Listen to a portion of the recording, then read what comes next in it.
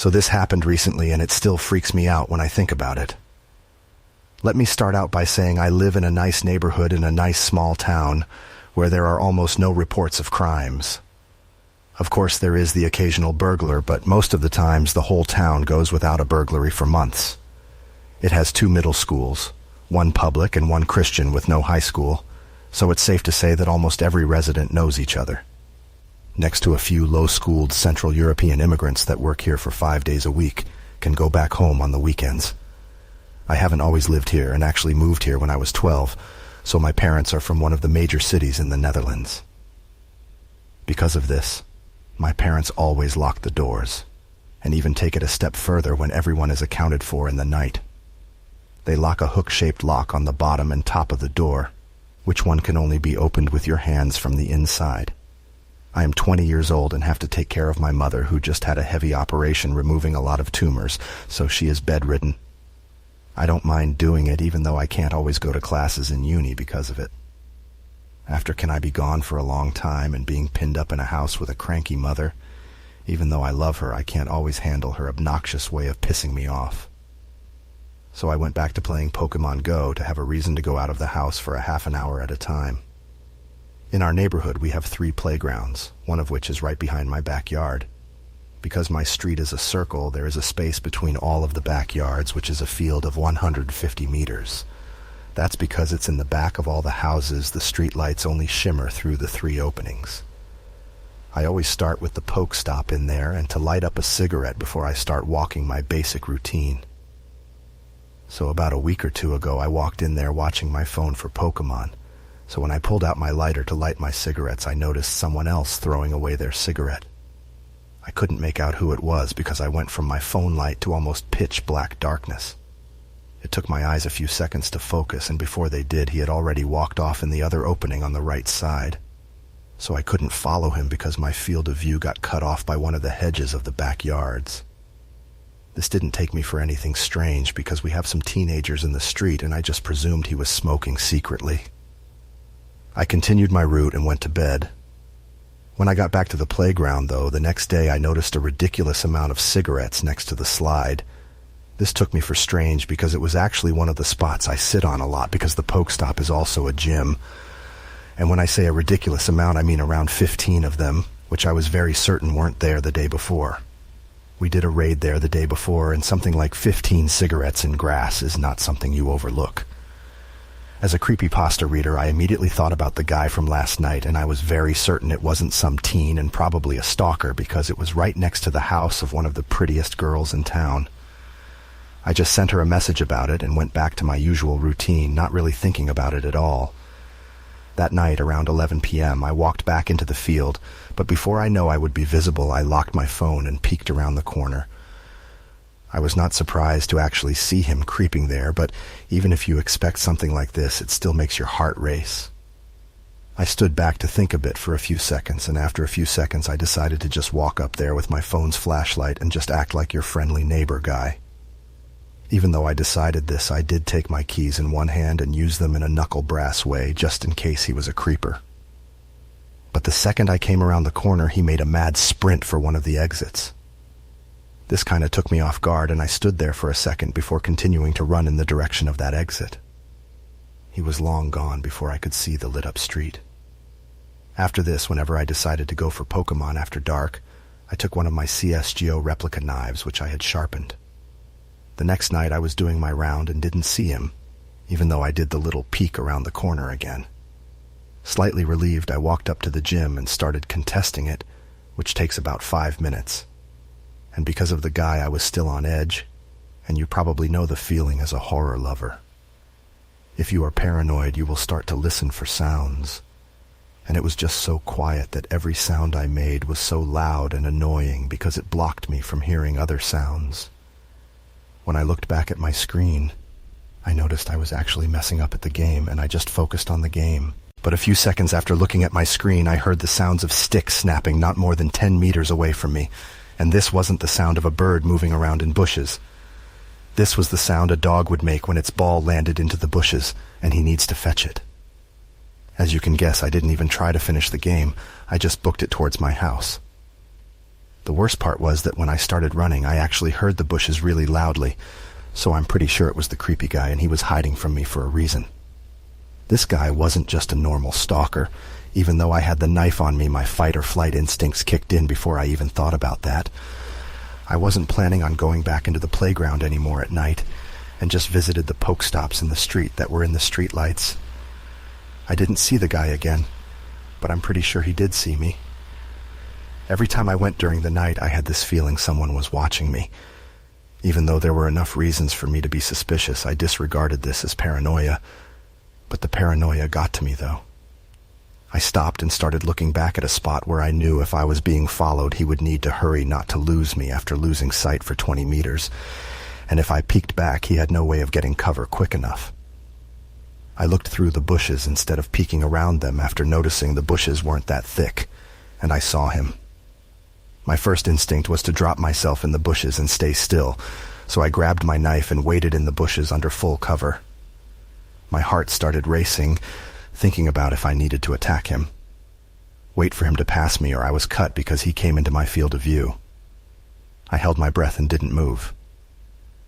When he came around the corner, I saw him look around because there are 2 ways to go, and what really freaked me out was him actually mouthing some words before doing a jog to the path I always walk with my route. I was really freaked out because of this. For me, it solidified that I was not being paranoid, and this guy was actually following me. I ran back to my house and locked the door, got in and locked the extra locks. I stopped playing Pokemon Go at night fully now, and told my friends that they shouldn't either in my street at night.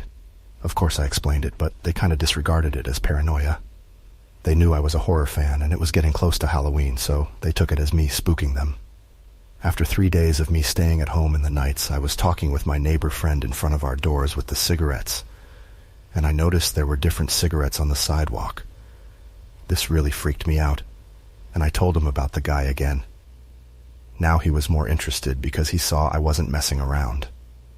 We quickly finished our smokes and went back in our respective houses. Late that night at about 2:15 a.m., I got a text from my brother saying, "Are you home?" I messaged him back. "Yes, why?" he answered. I thought I heard the door, like someone couldn't get in.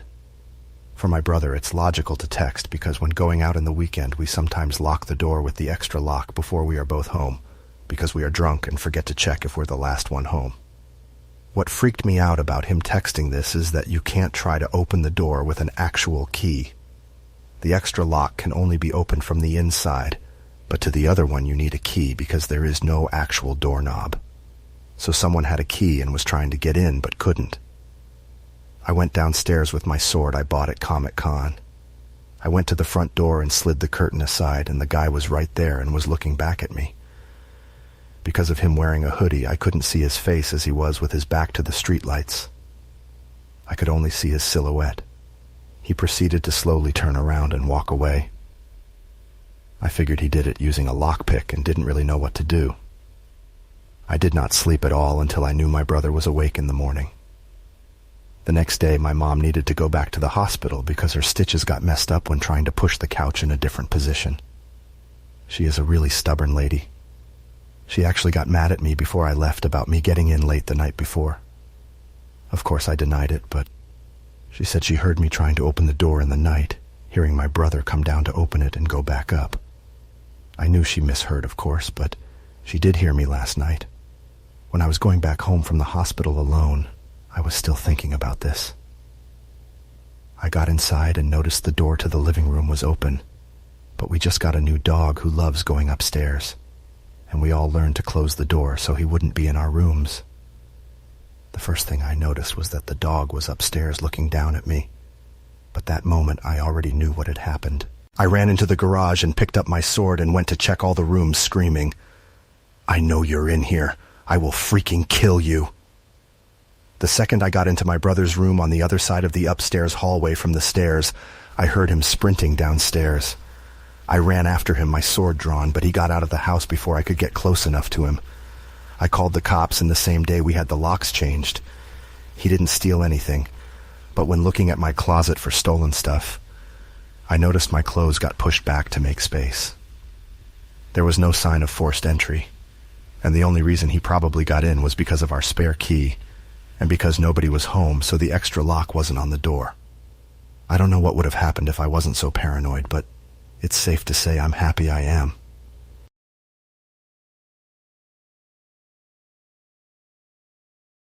I'm driving home from the bar in my F-250. It's about 20 minutes from my old farmhouse. The LEDs shine brightly from my truck, lighting up the empty roads in front of me. The moon is full tonight, adding to the brightened-up area around me. It's light enough to see the deer out in the fields. They are eating the corn that has begun to grow. If only it were hunting season. I see a nice buck out there, one I'd like to see on my wall, right next to the others. I'm not sure the girlfriend would like that, but she also doesn't live there. Only visits on the weekends. I got the radio down low, humming along as I drive. I'm about 5 minutes from my farm when something shines in my lights up ahead. My food presses lightly down on the brake. Right now it looks like a black blob, but the closer I get it looks like a car underside. I think I'm coming up on an accident. I slow to a stop in front of the car. Glass and shrapnel covered the ground. As it sits on its side, you can see that the car rolled. It is crunched in at least an inch on each side. A tire is missing on the driver's side right. The undercarriage looks torn apart. Parts of the exhaust is ripped away. Wires and plastics dangle towards the ground. I put my truck in park. As I open the door, a hand reaches out the top. My breath is caught in my throat. The hand pats the side of the car. Then another one shoots out and they both try to grip. The car shakes as the person inside tries to heave themselves out. A dark-haired female emerges from the wreck, blood running down the side of her pale face. Her eyes squint against my headlights. I wish I could dim them for her. I jump out and go to try and help her, but before I can get to her, her head is yanked back and she screams. A figure climbs up on the side of the car, using her hair like a rope. She holds on with one hand and the other trying to get the intruder off of her. I'm frozen where I stand. I don't know what to do. I need to call the police. I run back to my truck to get my phone. Then I hear her scream again. It's a blood-curdling scream. I trip over my feet trying to get back to her, but I'm too late. Her blood is streaming down the underside of the car and her hands are laying on the ground, blood pooling from them. I choke back my vomit and try to bring my attention back to her. Just in time to see the figure with a black hood over its head take a small axe and slam it down into her skull. He does this over and over until she stops screaming. Blood splattered everywhere. I could feel flecks hit my face.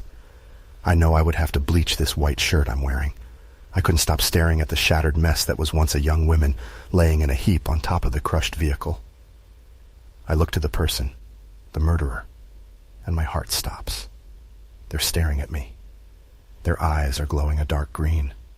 I don't know if it's from the truck lights or they're alien. Either way, they slides down the car, and their boots hit the cement road with a thump. I have no way to fight them. Their footsteps leave bloody steps behind them. I back up, but am stopped by the door of my truck. I'm too afraid to turn my back to them. They could throw the axe into my back. So I decide to slide against my door until I can back up again. He keeps moving closer, one step at a time. I clear the door in moments. I've never jumped into my truck so fast. I'm thankful I left it running. I put it into reverse and I peel out of there. I find a way to turn back around and I drive back the way I came. With better judgment, I look back over my shoulder. The bloody scene is still there, but the hooded person is not. At this moment, I don't care. I drive, my foot to the floor. I don't jibe a damn if I'm speeding. I need to get out of here and find a cop. I drive all the way back into town. I barely slow down for the stop signs. I can see the police station not too far. I screech the truck to a stop out front. I slam the truck in park and jump out. I take the steps 2 at a time to the entrance. I almost break the glass doors as I open them. The cop on duty jumps in surprise at his desk. His magazine falls to the floor and his eyes go wide. My strides are wide and I'm at the desk in no time. There's been an accident and a murder on Meadow Ard. I drove up on the accident, then I witnessed a murder. It was horrible, bloody, and she's dead. You gotta go check it out. The person who did it is still out there. I rattle off. Whoa, calm down. You saw someone get murdered on Meadow Ard? The officer stood and asked. Yes, you have to go now, I shout. Let me see who's patrolling right now. I'll have them go take a look. Hurry. The guy is still out there, near my house. I won't go home until he's caught. I pant, my breathing erratic. The officer nods to me and goes on the walkie. He speaks quickly and clearly. There is another officer that is about 10 minutes from the location and says he will go check it out. I begin to pace. I start biting my nails. I'm freaking out. I pause for a moment and look down to the floor, not without taking notice of the blood on my shirt. Gosh, I wish I could go change. I wish I could go home. My adrenaline is through the roof. My heart feels like it's going to break out of my chest. It physically hurts as it pounds against my ribs. Then static rings from the officer's desk and I freeze, trying to listen in. Nothing, are you sure? I got a guy here covered in blood splatter and there is no wreck or body. The officer tries to be subtle, but I hear him loud and clear. Everything seems to blur, and next thing I know, I'm staring the officer in the face, and I can feel the heat coming from my face. I'm sure I'm red as a tomato. What do you mean there's nothing? I want to scream, but I just raise my voice up a notch. He found nothing. Not even a piece of glass. Not even blood. He tells me. I want to scream. I want to throw something. This can't be happening. How did the murderer clean it up? How could everything just disappear? I grip my hair and almost yank it out. I walk away before I do some damage. I know what I saw. I watched a girl get hit over and over with an axe. Sir, how much have you had to drink tonight? What? You think I'm drunk? I had like 2 drinks about over 2 hours ago. If I was drunk, I'm sober now. Watching someone die can do that to you. I slam my hands on the desk and the officer jumps again. Boy, is he skittish. I have to give you a breathalyzer. He pulls out a small device and brings it up to my face. No, I'm not drunk. I know what I saw. Sir, I need you to calm down. I watch him reach to his side. He thinks I'm nuts. How can I stay calm when there is a murderer out there and a dead girl missing? There was no accident or body on Meadow Ard. His voice raises this time. Yes, there is. He must not have driven down far enough. Tell him to go north, and if he passes 1678 Meadow Ard, he's gone too far. But he will see it before then. He's already up towards the highway. The officer sighs. Maybe he's on the wrong road. I question, shaking in my boots. He's not. Now sit down. Take my shirt and test it for DNA. You'll be able to find her that way. How do I know it's not your blood? It's not my blood. Do you see a cut on me? It was a dark-haired female, pale face. I think her eyes were blue. She was scared out of her mind, and someone just came up behind her and slaughtered her to death. I think you need to see someone again. I back away from him. I'm not going back. I'm not crazy. I'm better now. I know what I saw. I have been good for 5 years now. I can't go back. I will not let this officer send me back. I know what I saw. My hands go back to the top of my head, and I did my fingers into my skull. I saw a man with glowing eyes kill innocent women. Alex, have you been keeping up with the medication? The officer asks me. How do you know my name? My eyes go wide, staring at him. It's me, Alex. You now me. We have been friends for years. You're seeing things again, aren't you? He sets a hand on my shoulder, staring back at me, and his eyes are glowing a dark green.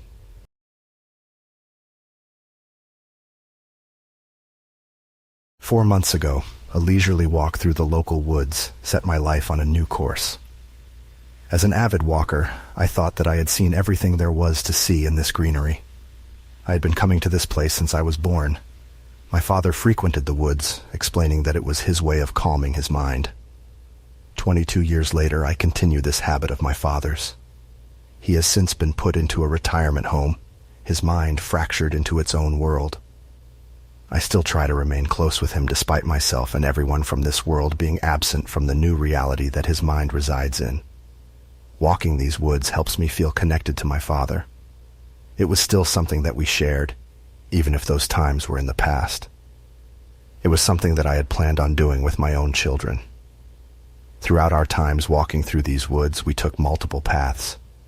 We saw each and every nook and cranny of this place that I adored. Or so I thought. On that day, 4 months ago, I discovered an area of this green wonderland that I was shocked to notice that I had never seen before. This section of the woods seemed to have been airdropped in, straight from the sky.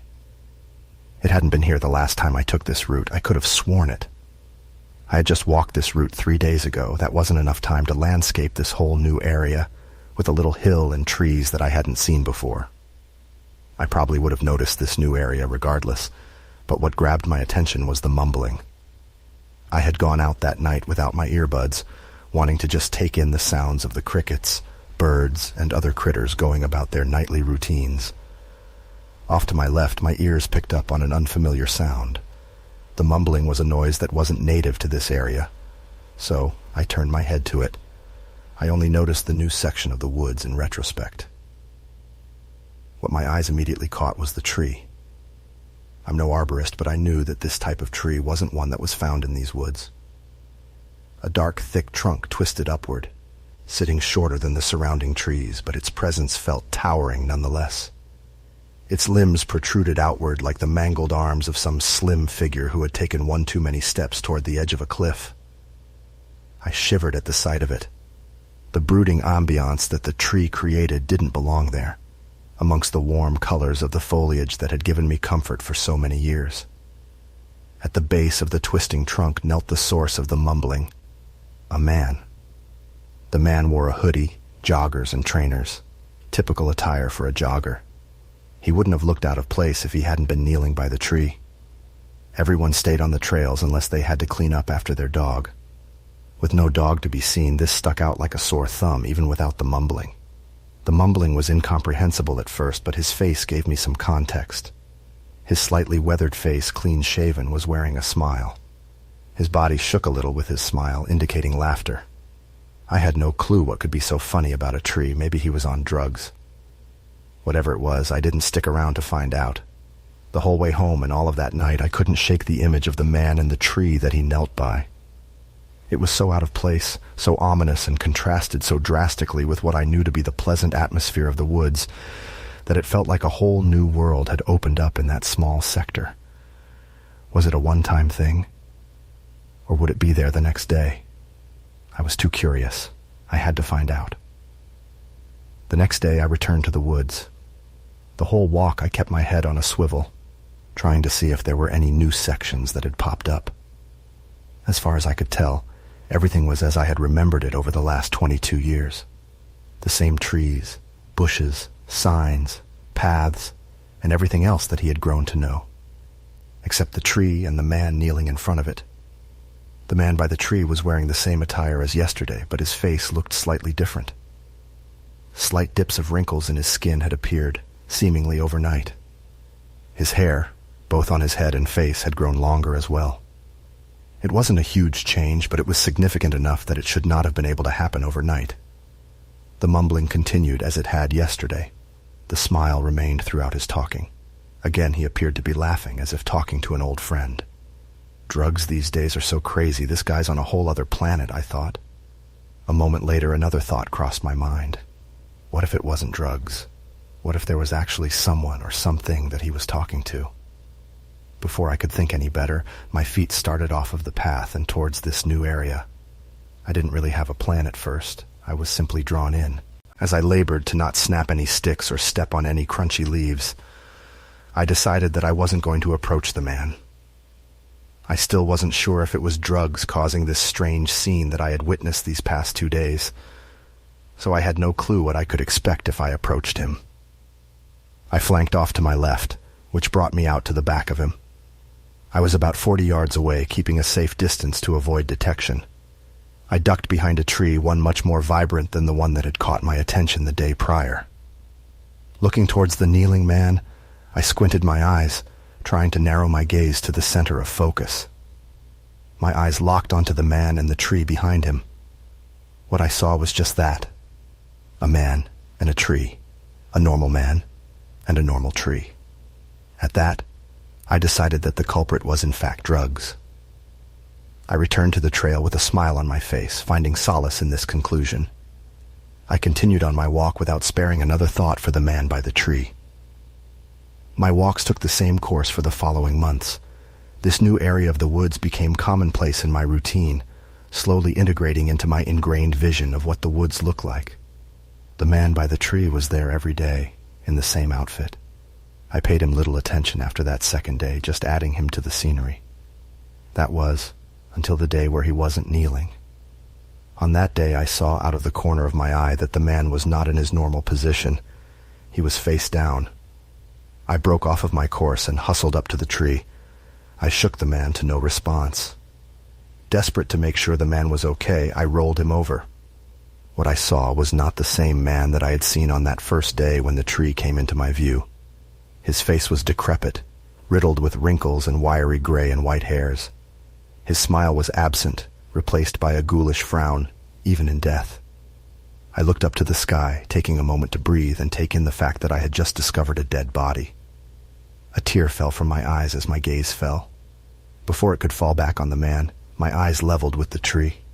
At first, it seemed to be just the same as I had seen it on that second day, from a distance. Something made me look closer, holding my stare on the tree. That was when I heard the whispers, not from the body that I had just rolled over, but from the tree itself. The whispers were telling me to come closer and to gaze into the trunk. I couldn't resist the whispers. They had a certain tonality to them that demanded obedience. The trunk started moving, the gray and dark brown colors morphing together in an ovular shape. What appeared to me wasn't a face, but a foreign shape. My attention was drawn, forcing me to my knees. I sat there listening to the whispers as they promised me good fortune and a positive future if I simply continued to listen to its message.